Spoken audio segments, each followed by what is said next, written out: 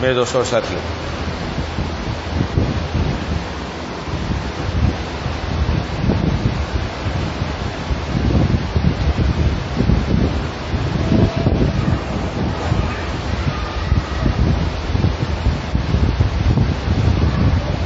دنیا کے اندر ہر انسان ہر وقت خوش نہیں رہ سکتا،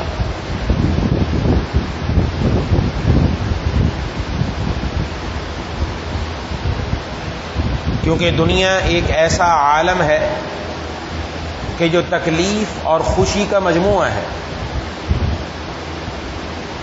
اگر کہیں راحت بھی ہے تو ساتھ تکلیف بھی، خوشی ہے تو ساتھ غم کا کانٹا بھی لگا ہوا ہے۔ جیسے جیسے جناب نبی کریم صلی اللہ علیہ وسلم کے دور سے ہم دور ہوتے چلے جا رہے ہیں، قیامت کا قرب ہوتا چلا جا رہا ہے، فتنوں کا زمانہ ہے، تو ہر انسان اب کسی نہ کسی پریشانی میں ہی رہتا ہے، جس کی وجہ سے اللہ تبارک و تعالیٰ کی ذات سے مایوس، اللہ سے دور، کچھ شیطان اور نفس ایسے وسوسے ڈال دیتا ہے کہ مزید اور دور ہو جاتا ہے۔ ایک تو عالم ہے، عالم جنت، کہ جہاں خوشی ہی خوشی ہے، غم کا گزر ہی نہیں، تکلیف ہی نہیں، پریشانی ہی نہیں۔ اور ایک ہے عالم، عالم دوزخ، جہاں کبھی راحت گزری ہی نہیں، جہاں تکلیف ہی تکلیف ہے، پریشانی ہی پریشانی ہے۔ اور ایک عالم ہے یہ دنیا، یہ دونوں کا مجموعہ ہے۔ اس میں انسان کے جہاں پر اللہ تبارک و تعالیٰ کی طرف سے نعمتیں مل رہی ہیں، جہاں پر راحتیں مل رہی ہیں، جہاں پر خوشیاں مل رہی ہیں، وہاں پر ساتھ تکلیف بھی ہوتی ہے، پریشانی بھی ہوتی ہے، اور یہ بھی اللہ تبارک و تعالیٰ کا امتحان ہے۔ اللہ اپنے بندوں کا امتحان لیتا ہے، اس لیے قرآن کریم میں بھی ارشاد فرمایا وَلَنَبْلُوَنَّكُمْ، ہم تمہیں ضرور بضرور آزمائیں گے، آزمائش ہوگی، بِشَيْءٍ، بہت لمبی چوڑی آزمائش نہیں، شَيْءٍ، تھوڑی سی، کیونکہ ہم لمبی چوڑی آزمائش کے تحمل نہیں رکھتے، اور جب بھی آزمائش ہے تو یہ سوچ لینا چاہیے اگر دنیا میں تکلیف نہ آنی ہوتی، غم نہ آنا ہوتا، تو سب سے زیادہ مستحق محبوب کبریا خاتم الانبیاء جناب نبی کریم صلی اللہ علیہ وسلم۔ ایک ہمارا مسئلہ یہ ہے کہ ہمارے پاس ہر چیز کے لیے وقت ہے، وقت نہیں تو اپنے محبوب خاتم الانبیاء جناب نبی کریم صلی اللہ علیہ وسلم کی سیرت پڑھنے کا موقع نہیں، الٹی سیدھی سوال کرتے رہیں گے، فلانے کام میں کیا حکمت ہے، فلانا، ارے کیا پڑھی حکمت، تم ادھر پڑھو نا، ذرا اپنے محبوب کے محبوب طریقوں کو پڑھو، محبوب زندگی کو پڑھو، زندگی کے اندر وہ لطف ملے گا، انشاءاللہ خود محسوس کرے گا کہ رب تعالیٰ کیا دل کے اندر ایک عجیب اللہ تبارک و تعالیٰ کی طرف سے راحت ہی راحت آئے گی۔ یہ سیرت کا خاصہ ہے، یہ معجزہ سمجھو، پڑھ کے تو دیکھیں کہ ہمارے محبوب جناب نبی کریم صلی اللہ علیہ وسلم کے حالات کیا تھے، سیرت کیا ہے۔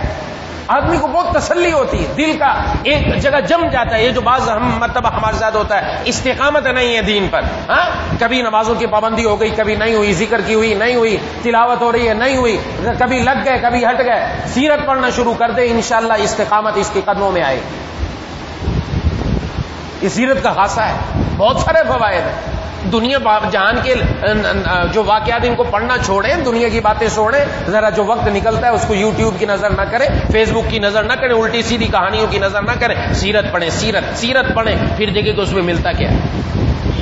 تو محبوب کبریا خاتم الانبیاء جناب نبی کریم صلی اللہ علیہ وسلم 3 سال تک شعب ابی طالب میں قید رہے، اور وہاں کیا تھا، پورا آپ کا بائیکاٹ کر دیا گیا، بائیکاٹ، مل نہیں سکتا، کھانا نہیں آ سکتا آپ کے پاس، یہاں تک کہ آپ کے ساتھ جو بچے تھے وہ چمڑا کھانے پر مجبور ہو گئے، درخت کے پتے کھانے پر، یہ بات زبان سے کہنا آسان ہے، عمل میں جب آئے تو پتہ چلتا ہے۔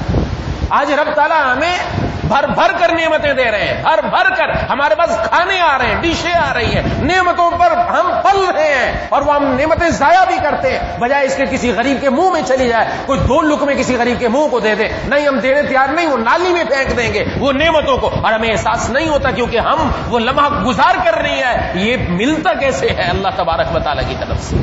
یہ نعمت آئی کیسے؟ قدر تو ان سے پوچھو جنہوں نے وقت گزارا ایسا۔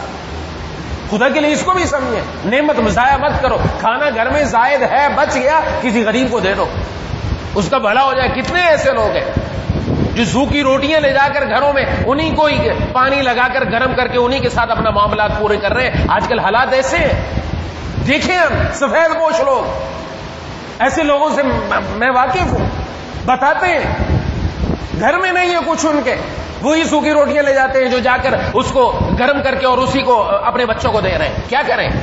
ہمیں تو مل رہی نا نعمت۔ تو جناب نبی کریم صلی اللہ علیہ وسلم کی سیرت پڑھیں، پتہ چلے یہ وقت گزرا، کیا آپ کے اوپر تکلیفیں آئی ہیں، تو پھر میں اور آپ کیا ہیں؟ اس لیے وَلَنَبْلُوَنَّكُمْ، ہم تمہیں ضرور آزمائیں گے، یہ آزمائش آئے گی۔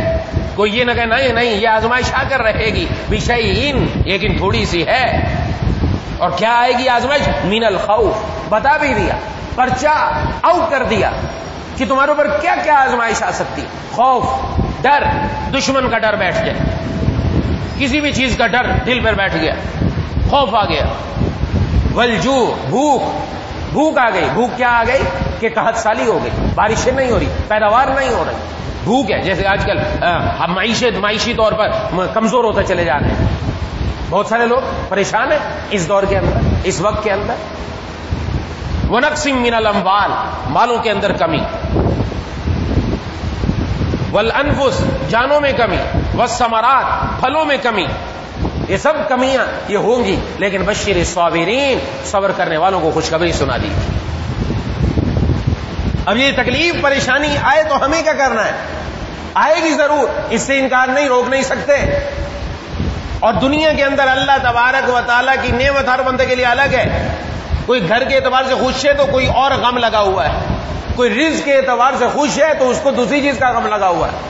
کسی کو صحت کی نعمت ہے تو پیسہ نہیں، کسی کے پاس پیسے کی نعمت ہے صحت نہیں، کسی کے پاس اولاد کی نعمت ہے تو اس کے ساتھ 2 اور پریشانیاں ہیں، کسی کے پاس اولاد نہیں ہے، نعمت نہیں، تو اللہ نے اس کے عوض میں کوئی دوسری نعمت دے رکھی، کسی کے پاس فرصت ہے، یہ والی نعمت ہے تو اس کے ساتھ کوئی اور غم کا کانٹا لگا ہوا ہے۔ ہر ایک کی نعمت الگ الگ ہے۔ مجھے اور آپ کو یہ دیکھنا ہے اللہ نے جو نعمتیں ہمیں دے رکھی ہیں، ہم ان نعمتوں کو اللہ کی فرما برداری میں استعمال کریں، ان پر شکر کریں، ان نعمتوں پر شکر کرنے کی وجہ سے اللہ اور نعمتیں انشاءاللہ عطا فرمائے۔ اور جب تکلیف آئی ہے تو یہ تکلیف 2 حال سے خالی نہیں، کسی انسان پر پریشانی آئے، مصیبت آئے، تکلیف آئے، چاہے وہ مالی پریشانی ہو، چاہے وہ گھر کی پریشانی ہو، چاہے وہ صحت کے اعتبار سے پریشانی، بیماری کی صورت میں کوئی بھی کسی بھی طور پر، یہ ساری کی ساری جتنی پریشانیاں تکلیفیں، یہ کیا؟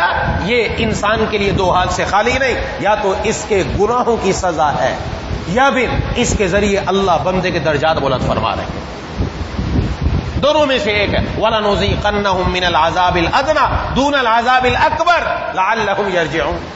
ہم ان کو چھوٹا عذاب، ادنا عذاب چکھاتے ہیں بڑے عذاب سے پہلے، کیوں؟ لعلہم یرجعون، یہ بھی ان کے ساتھ پیار ہے کہ یہ لوٹ کر ہماری طرف آ جائیں۔ یہ تکلیفیں، اگر وہ تکلیف آئی، پریشانی آئی، مایوس ہو گیا اللہ کے در سے، مانگنا چھوڑ دیا، نماز چھوڑ دی، تلاوت چھوڑ دی، تسبیحات چھوڑ دی، کہا اتنا عرصہ ہو رہا ہے مانگنے نہیں ہو رہا، سب چھوڑ چھاڑ کے ایک طرف بیٹھ گیا، علامت ہے یہ تکلیف اس کے لیے عذاب بن کر آئی ہے، دور ہو گیا یہ اللہ سے۔ اور اگر تکلیف آئی ہے، پریشانی آئی ہے، رب کا در نہیں چھوڑا، رب کے در پر آہذاری جاری ہے، اللہ کے سامنے اشک باری جاری ہے، رب تعالیٰ کے سامنے بے قراری جاری ہے، رب تعالیٰ کے سامنے مانگنا جاری ہے، اللہ تعالیٰ کے ساتھ تعلق بڑھ رہا ہے، یہ علامت ہے، یہ تکلیف اس کے لیے رحمت بن کر آئی ہے۔ مجھے اور آپ کو خود دیکھنا، یہ تکلیف اور پریشانی ہمارے لیے رحمت ہے یا زحمت ہے؟ ہمارے اپنے احوال اس کے مطابق ہو جاتے ہیں، اس لیے اس تکلیف میں بھی اللہ تعالیٰ کی طرف آئے، رب تعالیٰ کی طرف آ کر راضی کرے، کیونکہ اس کے علاوہ کون سا راستہ ہے جہاں سے تکلیف دور ہوگی؟ کوئی بھی پریشانی آتی ہے ہم پریشان ہو کر بیٹھ جاتے ہیں۔ آج کل مایوسی ہر طرف پھیلی ہوئی، مایوس ہونا بہت، منفی سوچ جس کو کہتے ہیں، مثبت نہیں، منفی سوچنا ہے، منفی سوچنا پہلے بھی بارہا عرض کر چکا. ایک بزرگ کے پاس گئے ایک اللہ والے اور جا کر ان کا حال پوچھا کہ آپ کی طبیعت کیسی. اب منفی سوچ میں بتاؤں منفی سوچ کیا ہوگی, وہ ہماری ہے. ہم سے کوئی آ کے پوچھ رہے طبیعت کیسی, او ہو کچھ نہ پوچھو, بڑی پریشانی میں ہوں نعوذ باللہ, بڑی تکلیف ہے, فلانی جگہ بھی درد ہے, فلانی جگہ بھی درد ہے, اور یوں بھی ہے اور وہ بھی ہے, اور پتہ نہیں ہزارہا بیماریاں گنوا دیں گے. یعنی یہ بھی ہو رہا ہے, اگلا آدمی پریشان ہو جائے گا, یار میں اس کے ساتھ کروں تو کروں کیا, اس کو کہوں تو کہوں کیا, یہ تو 100 بیماریاں گنوا دی, کیا کہیں اس کو نا.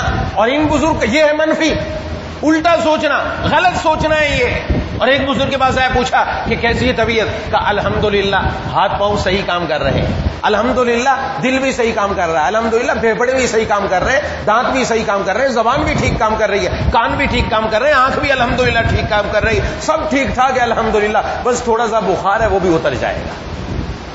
یہ مثبت سوچ ہے, یہ اچھی سوچ ہے, یہ آگے بڑھانے والی سوچ ہے. یہ ہم جو بیماری میں تھوڑا سوچتے ہیں یہ اور ہمیں بیمار کر دیتی ہے اور ہمیں مزید نیچے گرا دیتی ہے. نا مثبت سوچے, اور اس تکلیف میں بھی اللہ کی ہزارہ نعمتیں ہیں. اس تکلیف میں کوئی پریشانی ہے, کوئی بیماری آ گئی ہے, اس بیماری کے اندر ڈاکٹر مل گیا, اچھا مل گیا, اللہ نے پیسے کی نعمت دی, اس کی فیس بھی دے دی ہے, اس نے دوا بھی لکھ کر دے دی, اور دوا بھی صحیح ہمارے لیے تجویز ہو گئی, اور دوا لینے کی طاقت بھی ہے, وہ بھی جا کر میڈیکل سے لے لی, اور وہ مل بھی گئی, اور لا کر استعمال بھی شروع کر دی. یہ رب کی نعمتیں نہیں ہے تو اور کیا ہے. یہ اس تکلیف میں بھی ہزارہ نعمت آ رہی ہے, ابھی تو چند گنوائی. تو تھوڑی سی تکلیف پریشانی اگر آئی تو وہ بھی ہمارے فائدے کے لیے ہے کہ رب کی طرف اور آ جاؤ اور آ جاؤ. اس کے ذریعے اللہ بندے کے گناہوں کو معاف فرما کر اس کو بالکل صاف ستھرا فرما رہے ہیں. اور اس کی مثال ایسے ہی ہے کہ جیسے کوئی انسان کو خدا نخواستہ تکلیف ہو گئی اور ڈاکٹر کے پاس گئے, ڈاکٹر نے کہا کہ آپ کو آپریشن کرانا پڑے گا, اور آپریشن کرانے کے لیے تیار ہے ہر بندہ کے نہیں, پیسہ بھی لگتا ہے, جسم کی چیر پھاڑ بھی ہوگی, صحت بعد میں پتہ ملتی ہے نہیں ملتی ابھی تو پتہ نہیں, صرف یہ بھی ہوگا, سب کچھ ہوگا, سب کچھ کرنے کے لیے تیار ہے, کیونکہ اس کو آگے نظر آ رہا ہے کہ اس تکلیف سے مجھے چھٹکارا ہو جائے گا اور میں ٹھیک ٹھاک ہو جاؤں گا. یہ اپنا جسم بھی چروانے کے لیے تیار ہے, پیسہ بھی لگوانے کے لیے تیار ہے, کیونکہ اس کے ذریعے صحت ملے گی. تو یہ جو اللہ کی طرف سے تکلیف آئی, پریشانی آئی, مصیبت آئی, یہ بھی سمجھو چیر پھاڑ ہو رہی ہے اندر, اور اندر جو گناہوں کی وجہ سے اندر چیزیں جم چکی ہیں ان کو اتارا جا رہا ہے, اور آپ کا آپریشن کیا جا رہا ہے. اس کے ذریعے اللہ تعالیٰ بندے کو بالکل صحت یاب فرمانا چاہتے ہیں کہ اس کے ذمے کوئی گناہ ہی باقی نہ رہے. لیکن بیماری مانگنے کی چیز نہیں کہ مانگنے لگ جائے, مانگنے کی چیز نہیں, آ جائے تو پھر صبر کرنا. وبشر الصابرین, صبر کرنے والوں کو خوشخبری. الفاظ اللہ تبارک و تعالیٰ نے عجیب انداز میں ارشاد فرمایا, خوشخبری. اور خوشخبری کس پر ہوتی ہے؟ کسی اچھی چیز پر ہوتی ہے یا بری چیز پر؟ اچھی چیز پر خوشخبری دی جاتی ہے کہ صبر کرنے والوں کو خوشخبری کیا کہ صبر جو کرے گا اس کے بدلے میں اس کو وہ کچھ ملنے والا ہے کہ حیران و پریشان ہو جائے. اس نے کچھ لوگ کل قیامت والے دن جب دیکھیں گے اس پر اجر کیا ملا, اجر کیا ملا, تو وہ تمنا کریں گے کاش دنیا میں کینچیوں سے ہمارا جسم کاٹ دیا جاتا اور ہم صبر کرتے. آج اس کے بدلے میں جو اجر ہمیں مل رہا ہے وہ اس تکلیف سے بہت بڑا مل رہا ہے, وہ تکلیف کچھ بھی نہیں. اس لیے یہ دنیا مجموعہ ہے دونوں کا. ہم میں سے ہر آدمی کوئی آدمی دنیا میں ایسا نہیں ملے گا کہ وہ چاروں طرف خوش ہو. نہیں, کسی نہ کسی جگہ غمی کا کانٹا ہے, کسی نہ کسی جگہ تکلیف ہے, مالی اعتبار سے کہیں پریشانی, کہیں صحت کے اعتبار سے پریشانی, کہیں گھر کے اعتبار سے کہیں پریشانی, کہیں اولاد کے اعتبار سے پریشانی, کہیں اپنی ملازمت کے اعتبار سے کوئی نہ کوئی تکلیف ہے. لیکن اس میں اللہ کے ساتھ اپنا تعلق جوڑے رکھنا ہے, رب تعالیٰ کی طرف آتے رہنا ہے. اور اس کو دوسری مثال سے سمجھ لیں, جیسے ایک بچہ, چھوٹا بچہ مٹی میں کھیلنا پسند کرتا ہے, گندا سندا رہتا ہے, اس کو نہیں پتا کہ میں صاف ستھرا ہو جاؤں, کہیں یہ مجھے مٹی اور دوسری چیزیں تکلیف ہو جائے گی. نہیں, ماں اس کو پکڑتی ہے کہ بیٹا نہلاؤں, تو نہانے کو پسند نہیں کرتا چھوٹا بچہ. یہ ایک خاص عمر ہوتی ہے جس میں وہ نہیں چاہتا, نہیں مجھے کھیلنے دو, مٹی وٹی ہو رہی کوئی نہیں, اس کو پرواہ نہیں. لیکن ماں زبردستی پکڑتی ہے, بچہ روتا بھی ہے, چلاتا بھی ہے, لیکن وہ پکڑ کے اس کو نہلا کر صاف ستھرا کر کے پاؤڈر لگا کے خوشبو لگا کے اچھے کپڑے پہناتی ہے, صاف ستھرا ہو جاتا ہے. ہمارے ساتھ بھی اللہ کا یہی معاملہ کہ تمہارے اندر جو گناہوں کی وجہ سے زنگ لگ چکے ہیں, اب اللہ تبارک و تعالی ان تکالیف اور پریشانی کے ذریعے سے اس کو نہلانا چاہتے ہیں تاکہ یہ صاف ستھرا ہو کر باہر آ جائے. یہ چیز جب انسان کے اندر پیدا ہو جائے تو پھر انسان قدم بقدم آگے بڑھتا چلا جاتا ہے. ہماری یہ کیفیت ہے کہ تکلیف آتی ہے تو ہم بیٹھ جاتے, بیٹھنا نہیں, مثبت سوچ کر آگے بڑھنا ہے. کتنے ایسے لوگ ہیں کہ جن کو تکلیف ہے, پریشانی ہے, لیکن پھر بھی ماشاءاللہ آگے چل رہے ہیں. اس لیے یہ اپنے اندر یہ چیز پیدا کرے. ایک واقعہ لکھا ہے کہ اللہ تبارک و تعالیٰ نے ایک ہی موقع پر 2 فرشتوں کو بھیجا, ایک مسلمان کی روح قبض کرنے کے لیے اور ایک کافر کی روح قبض کرنے کے لیے. مسلمان کے دل میں تمنا تھی کہ میں زیتون کا تیل پیوں, اور زیتون کا تیل گھر میں رکھا ہوا تھا. فرشتے کے ذریعے حکم دیا اللہ تبارک و تعالیٰ نے کہ اس شیشی کو گرا دو تاکہ اس کی یہ تمنا پوری نہ ہو. گھر میں رکھی ہوئی چیز گرا دی گئی, وہ سب ختم ہو گیا. جب اس نے کہا کہ مجھے تمنا ہو رہی ہے میں پیوں, معلوم ہوا وہ تو گر گیا, سارا ختم ہو گیا. وہ تو تمنا جو اندر حسرت, وہ حسرت اندر کے اندر ہی رہ گئی.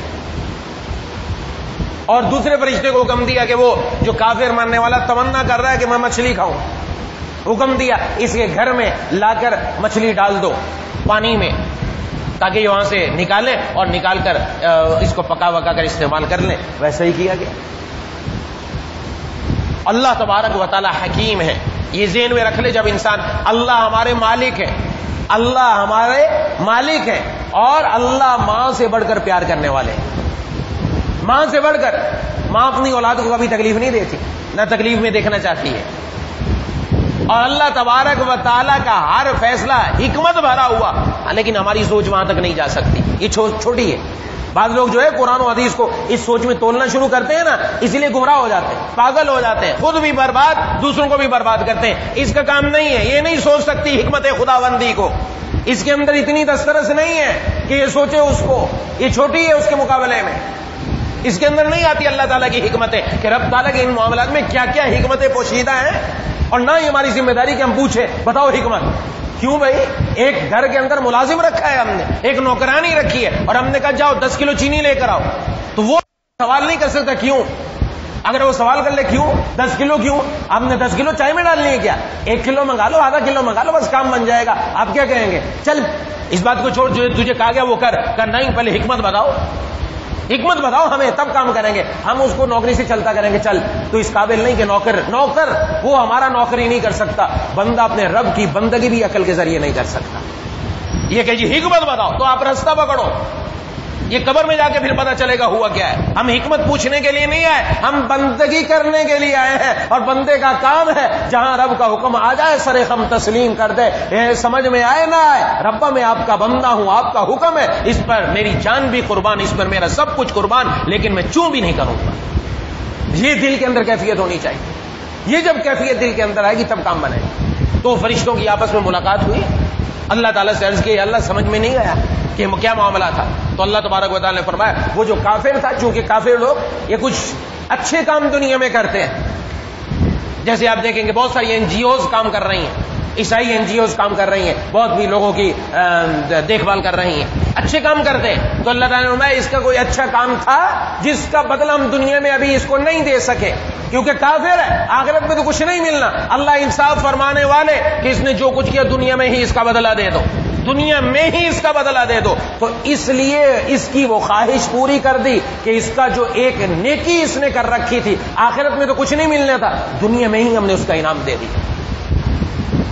اور یہ جو مسلمان تھا اس کا ایک گناہ باقی تھا جس سے اس نے توبہ نہیں کی. ہم نے اس کی اس خواہش کو توڑا کہ جو اس کی خواہش دل میں آئی تھی, اس ٹوٹنے سے اس کے دل کو تکلیف پہنچی, اس تکلیف پر ہم نے اس کا وہ گناہ معاف کر دیا تاکہ ہمارے سامنے آئے تو صاف ستھرا ہو کر آئے. اور آج ہم ان چیزوں کے پیچھے پڑے ہوئے ہیں. محبوب کبریا خاتم الانبیاء جناب نبی کریم صلی اللہ علیہ وسلم ایک مرتبہ آرام فرما رہے تھے. کس پر آرام فرمایا؟ وہ گدا بچھا ہوا ہے کھجور کی چٹائی پر, کھجور کی چٹائی پر آرام فرما رہے. کون ہے؟ سرور کونین, خاتم الانبیاء ہے, محبوب کبریا, سب کے سردار. اور سر کے نیچے جو تکیہ مبارک ہے وہ کھجور کی چھال سے بھرا ہوا تھا.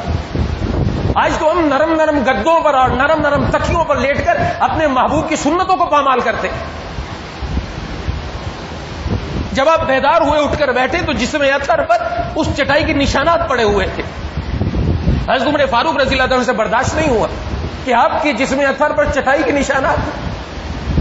تو اس لیے عرض کیا، اور جانتے تھے کہ حضور اپنے لیے کبھی دعا نہیں کریں گے، امت کے لیے کہا یا اللہ یا رسول اللہ آپ اپنی امت کے لیے دعا کر دیں، اللہ ان پر دنیا کے اندر وسعت فرما دیں. اور دنیا کیا چیز ہے؟ ذہن میں یہ تھا کہ دنیا تو روم و فارس والوں کو بھی دے دی گئی ہے، مسلمانوں کو مل جائے گی، تو کیا ہوا؟ تو جناب نبی کریم صلی اللہ علیہ وسلم نے عجیب جواب دیا. فرمایا کہ اے ابن خطاب ابھی تک تم بات نہیں سمجھے. فرمایا ان کے لیے دنیا ہے اور ہمارے لیے آخرت ہے. یہ نعمتیں ان کے لیے دنیا میں دے دی گئی ان کو، اور ہمارے لیے آخرت میں نعمتیں تیار کر رکھی ہیں. یہ دنیا میں نہیں. اس لیے حضرات صحابہ کرام رضوان اللہ مجمعین بعض کا یہ معاملہ تھا، دسترخوان لگا دیا اپنی طرف سے، لیکن خود ایک طرف بیٹھ کر روتے رہے. کہیں ایسا تو نہیں کہ میری نیکیوں کا بدلہ اللہ دنیا میں دسترخوان پر مختلف نعمتوں کے ذریعے سے دے رہے ہیں. ڈر دل کے اندر خوف ہے، اور آج ہم وہ نعمتیں استعمال کرتے ہیں، اور انہی نعمتوں کو استعمال کر کے رب کی علی الاعلان ببانگے دہل اللہ کے حکموں کی دھجیاں اڑائی جا رہی. نعوذ باللہ. اپنی شادیوں کے اندر، اپنی غمیوں کے اندر ہم اللہ کے حکموں کو ایسا پامال کرتے ہیں گویا ہم اللہ کے بندے ہی نہیں ہیں، ہم اس کی دھرتی پر ہی نہیں ہیں.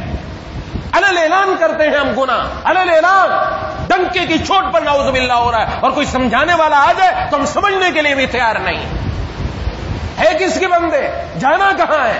کس کے سامنے جا کر جواب دینا ہے؟ اور یہ سانس کس کا دیا ہوا؟ یہ جس جسم کے ساتھ تم دھڑک رہے ہو یہ جسم کس کا دیا ہوا؟ یہ جس کے اوپر تم فخر کر رہے ہو یہ مال کس کا دیا ہوا؟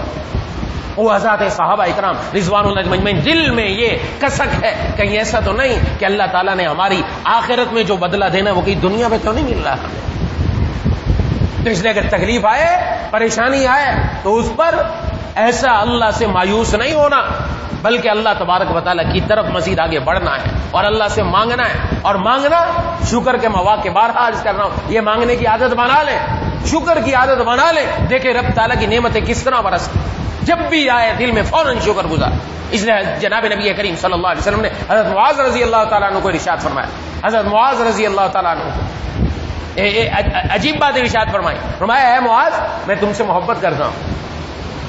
انہوں نے بھی عرض کیا اے اللہ کے رسول میں بھی آپ سے محبت کرتا ہوں. تو آپ نے اب ارشاد فرمایا کہ ہر نماز کے بعد یہ دعا مانگا کرو اللہ تبارک و تعالیٰ سے، یہ اس دعا کا اہتمام کرو. اللہم اعنی علی ذکرک و شکرک و حسن عبادتک. یا اللہ آپ میری مدد فرمائیے اپنے ذکر پر، اپنا شکر ادا کرنے پر، اور اپنی اچھی عبادت کرنے پر. کہ شکر گزاری مانگو اللہ تبارک و تعالیٰ، شکر گزاری یہ بڑی اہم چیز ہے. اور جب کوئی بھی پریشانی تکلیف آتی ہے فوراً شیطان ہاتھ سے موقع جانے نہیں دیتا، نفس ہمارا پیچھے لگا ہوا ہے. دنیا کے دو چار اور بھی لوگ آ جاتے ہیں اور دل میں مزید مایوسی کی طرف جاتا ہے. نہ مایوس نہیں ہونا، اس میں اللہ تبارک و تعالیٰ کی طرف آنا ہے، رب سے مانگنا ہے. اس وقت اور جو نعمتیں اللہ تعالیٰ کی ہم پر برسنی ان کو شمار کر کہ یہ تکلیف تو ہے لیکن اس کے ساتھ اور بھی کتنی نعمتیں اللہ نے دے رکھی ہیں، اس پر شکر گزاری کریں. تو یہ والی نعمت، یہ جو تکلیف آئی ہے اس کو بھی اللہ سے عرض کر دیں کہ اللہ یہ تکلیف بھی آپ کی نعمت ہے لیکن میں کمزور ہوں، اس کو برداشت نہیں کر سکتا. آپ اس تکلیف کی نعمت کو راحت کی نعمت میں تبدیل فرما دیجیے. پھر دیکھیے کہ کام کیسے بنتا چلتا ہے. اس لیے اس دور کے اندر خاص طور پر جب ہر طرف مایوسی چھائی جا رہی ہے، مایوسی کی طرف آ رہے ہیں، ہر آدمی پریشان ہے. آگر بتاتے ہیں ہر آدمی اپنی کیفیت پریشان ہے. اس پریشانی میں رب کے در کو نہیں چھوڑنا، اللہ کے در کو نہیں چھوڑنا، رب کے در پر آنا، آ کر مانگنا ہے. مسئلہ یہیں سے حل ہونا انشاءاللہ، اور حل ہو کر رہے گا، حل ہو کر رہے گا. اور محبوب کبریا خاتم الانبیاء جناب نبی کریم صلی اللہ علیہ وسلم کی سیرت پڑھنا شروع کریں.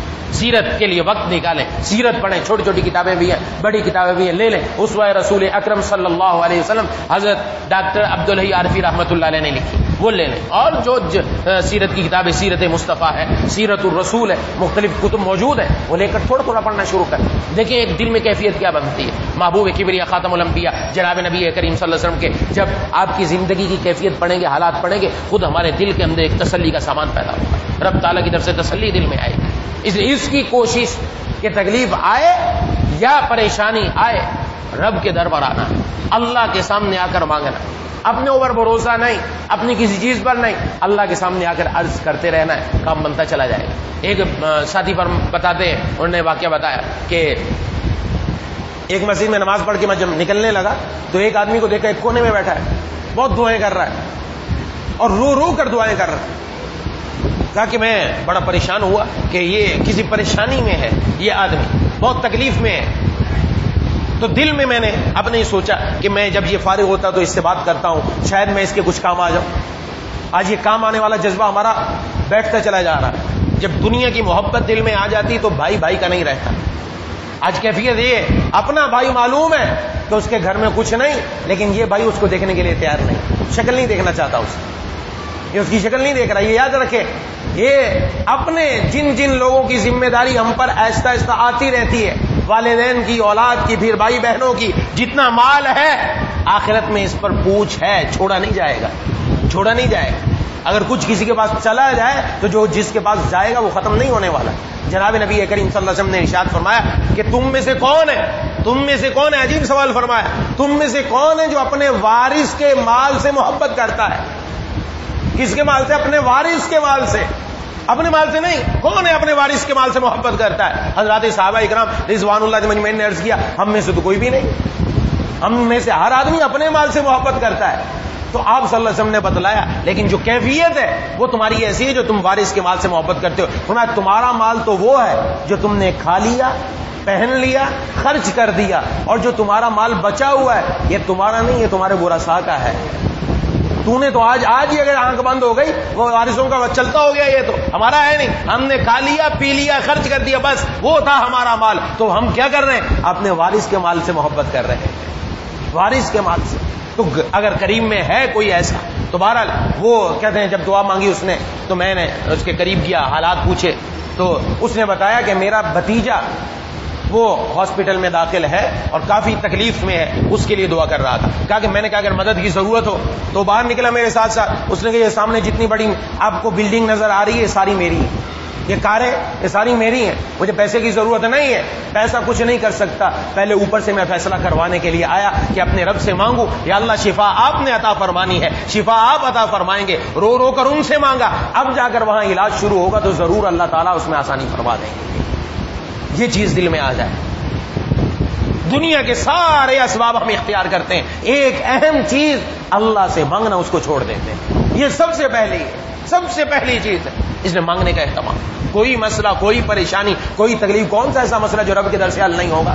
بڑی سے بڑی پریشانی لے آؤ، بڑی سے بڑی چیز لے کر آ جاؤ، اور چھوٹی سے چھوٹی جو بھی ہو اس در پر آ کر مانگے، رب تعالیٰ ضرور عطا فرمانے والا. اور آج جمعے کا دن مانگنے کا دن ہے. آپ صلی اللہ علیہ وسلم نے ارشاد فرمایا ایک حدیث میں کہ جمعے کے دن ایک ایسی گھڑی آتی ہے جس میں جو دعا مانگی جائے اللہ ضرور قبول فرماتے ہیں. اور اس کے محدثین نے اس کی شرح میں لکھا کہ وہ وقت عصر کے بعد مغرب سے پہلے کا ہے، عصر کے بعد مغرب سے پہلے کا. کچھ وقت 10 منٹ 15 منٹ آ کر خوب اللہ تعالیٰ سے مانگنے کا اہتمام کیا جائے، ضرور اللہ تبارک و تعالیٰ ہر بیماری، تکلیف، پریشانی دور فرمائیں گے. لیکن وقت لگتا ہے کسی نہ کسی چیز میں. ہم نے مانگنا نہیں چھوڑنا، ہم نے ان کے در پر آ کر مانگتے رہنا ہے. مانگنا ہمارا کام ہے، آگے فیصلے کر دینا ان کا کام ہے، بس مانگنا نہ چھوڑیں. دعا ہے کہ اللہ تعالیٰ مجھے اور آپ کو ان باتوں پر عمل کرنے کی توفیق نصیب فرمائے. وآخر دعوانا ان الحمدللہ رب العالمین.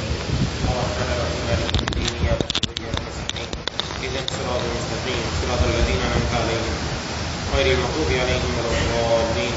اللهم صل على سيدنا مولانا محمد وعلى آل سيدنا ومولانا محمد وبارك وسلم. ربنا اغفر لنا ذنوبنا وكفر عنا سيئاتنا وتوفنا مع الأبرار. ربنا هب لنا من أزواجنا وذرياتنا قرة أعين واجعلنا للمتقين إماما. اللهم إنا نسألك رضاك والجنة. اللهم إنا نعوذ بك من سخطك والنار. اللهم ألهمنا رشدنا وقنا شرور أنفسنا. اللهم أعنا على ذكرك وشكرك وحسن عبادتك.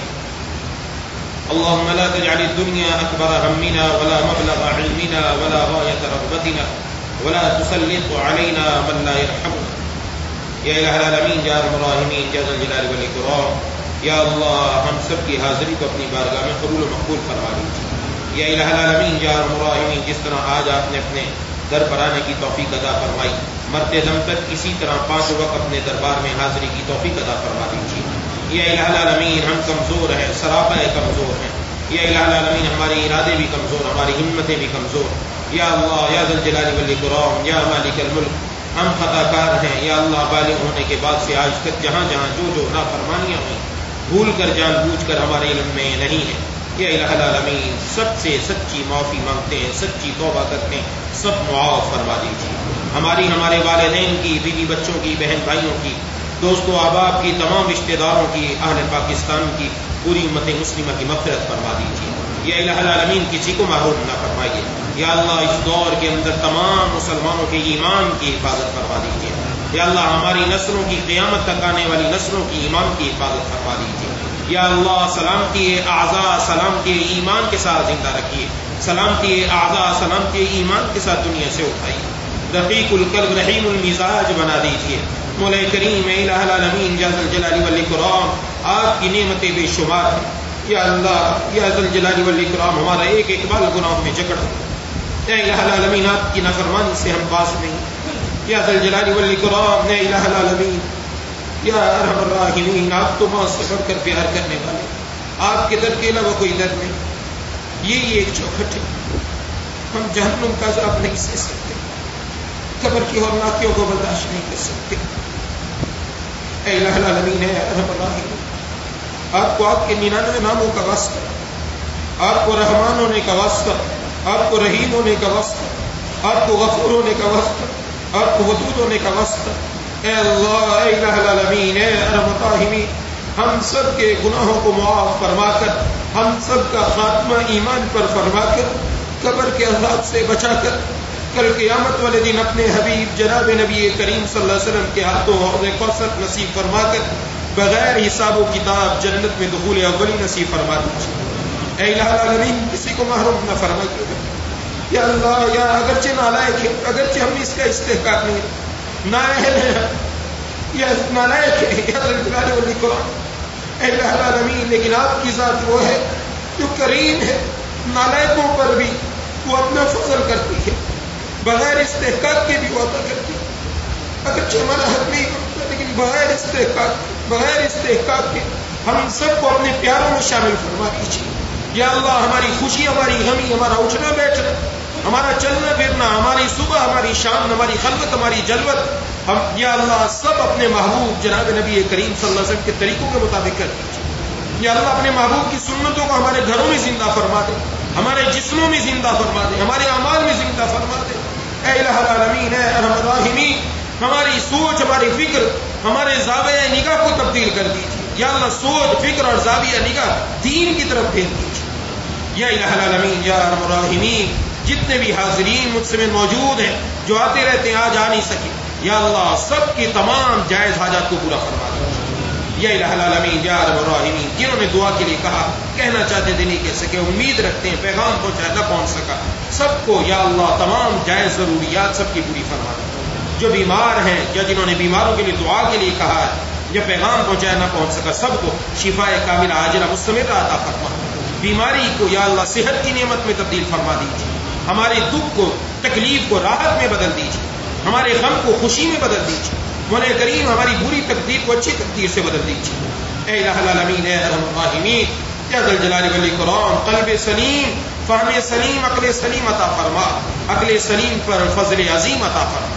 حاسدین کے حسد، شریروں کے شر، نظر بد سے ہم سب کی حفاظت فرما. اے الہ العالمین جیسا آپ چاہتے ہیں ویسا ہم سب کو بنا دیجیے. جتنی دعائیں آپ کے محبوب خاتم الانبیاء سید الانبیاء جناب نبی کریم صلی اللہ علیہ وسلم نے فرمائی وہ سب ہم سب کے حق میں قبول فرما لیجیے.